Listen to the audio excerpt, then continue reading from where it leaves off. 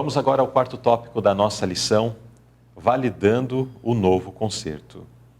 Irmão Riney, quando o concerto da graça foi validado? Bem, primeiramente, quando ele foi dado, quando ele foi estabelecido e finalmente quando ele foi validado. muito bem. Irmão Luzilei, eu particularmente, eu gosto de sempre pesquisar o significado de algumas palavras, sabe? Me facilita a compreensão. Então, o sentido de validar, por exemplo, validando o novo concerto, seria o sentido de confirmar ou aprovar. Então, confirmando ou aprovando o novo concerto. E quando que o concerto da graça foi assim aprovado, né? O que é graça? A graça é favor imerecido. Já respondendo à pergunta, ele é validado em Jesus Cristo, na morte de Jesus. Mas aí tem 3 etapas. Então, o concerto da graça, primeiramente, ele é estabelecido com o primeiro casal, né, com Adão e Eva, lá no Jardim do Éden, assim que eles pecaram, assim que eles falharam. Em Gênesis 3,15 é apresentada a profecia messiânica, a primeira profecia messiânica. Olha, a descendência da mulher vai esmagar a cabeça da serpente. Ou seja, Jesus vai derrotar Satanás por completo. Então é estabelecido com Adão e Eva, primeiramente. E aí isso traz esperança para eles. Aí chegamos na segunda etapa, que o concerto da graça, ele é renovado com Abraão. Passou-se o tempo, é renovado com Abraão. E aí Deus fala assim com Abraão: em tua descendência serão benditas todas as nações da terra. De quem que está falando aqui? Está falando sobre Jesus. Olha, Abraão, a tua descendência vai ser bendita, vai ser abençoada. E aí fala de Jesus, e aí diz que ele confiou em Cristo. Ele não tinha visto Jesus ainda, né? Abraão não foi contemporâneo de Cristo, mas diz que ele confiou em Cristo para o perdão dos pecados.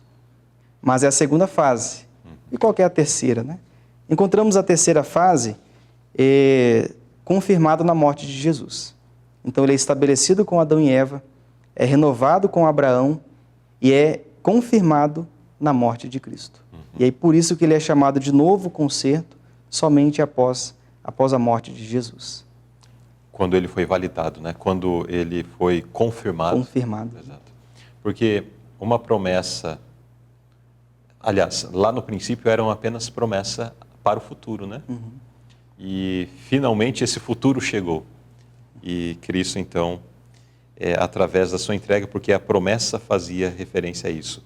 Tanto lá na promessa, especialmente na promessa dada a Adão e Eva lá no Jardim do Éden, né, após o pecado, que fazia menção de que Cristo, ou o descendente da mulher, esmagaria a cabeça da serpente, ao passo que a serpente também lhe machucaria, né, o calcanhar. Então existia ali essa promessa que foi confiada pela fé nesse Redentor futuro, né? Mas finalmente Cristo veio e deu a sua vida por nós, confirmando, validando, agora sim cumprindo aquilo que havia sido prometido no passado. Vamos à pergunta B.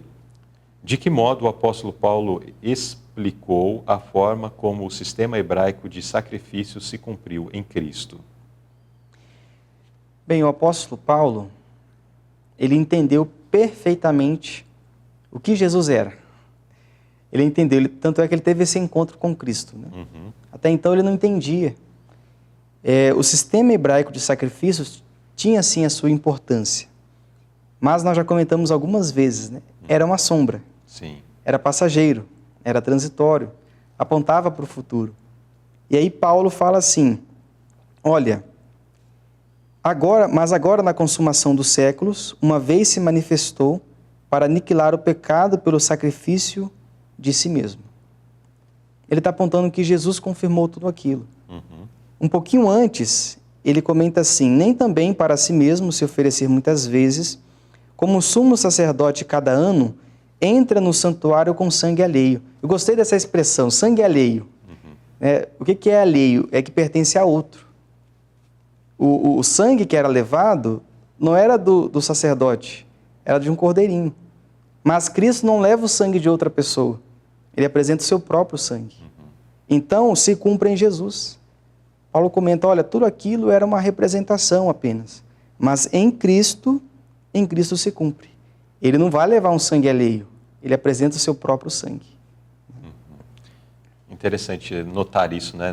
Então, aqui no concerto da graça, na sua confirmação e na sua posterior realização, nós temos em Cristo tanto o Cordeiro quanto o sumo sacerdote, né? Lá no passado eram personagens diferentes e muitos cordeiros morreram, né? Milhares e milhões de cordeiros morreram ao longo dos séculos, ao longo dos milênios que antecederam o ministério de Cristo nesse mundo. Milhares e milhares, milhões e milhões de animais foram sacrificados por pessoas que acreditavam nesta vinda futura, né? Mas em Cristo apenas um morreu. Uma vez. E foi suficiente. E foi suficiente. E este único que morreu, ressuscitou dentre os mortos e agora está diante do Pai, apresentando o seu próprio sangue, intercedendo em nosso favor.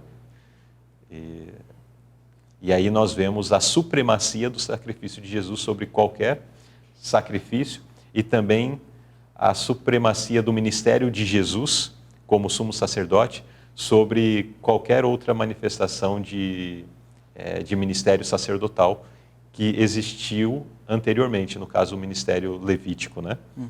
Então, em Jesus nós vemos aí tanto o sacrifício quanto o ministério perfeito deste novo concerto do qual nós também fazemos parte, né? Justamente. Aqui nós não estamos falando como era do passado, do antigo concerto, que era uma coisa que foi ali com Israel, que teve o seu período de duração, inclusive, pequeno.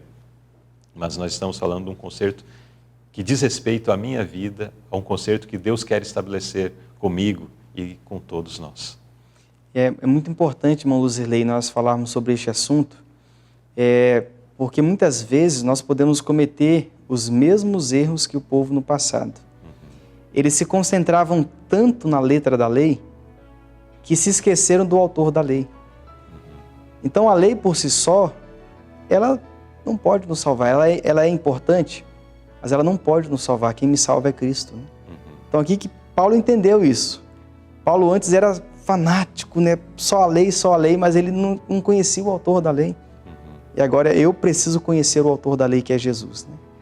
E aí, com isso, fica mais fácil, fica mais leve a sua palavra, a sua lei, né? Exatamente.